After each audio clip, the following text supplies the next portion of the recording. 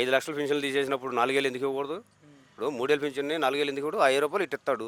నేను 4 ఏళ్ళు ఇచ్చానని చెబుతాడు జనానికి. మరి అది కూడా అంతా అప్పుచేటమేగా. ఒక్కటన్నా ఇదిగో ఇదిగో సంపద చుట్టిస్తున్నా అని చెప్పాడు. దీనివల్ల ఈ ఆదా వచ్చిందని చెప్పను. ముందు ఉంది వాళ్ళ ఇష్టాసారం, 24 అవర్స్ వాళ్ళ ఇష్టం.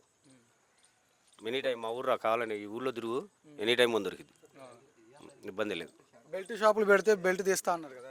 అన్నీ అందుకే బెల్ట్ షాపులు పెట్టించింది, దగ్గరుండి పెట్టించాడు ఆయనే. బెల్ట్ తీస్తానే బెల్ట్ షాపులు పెట్టించిండు. ఏడు నుంచి మొదలుకొని షాప్ కానీ మొదలుకొని సెంటర్కి వెళ్ళగలకి 10 షాపులు ఉంటాయి.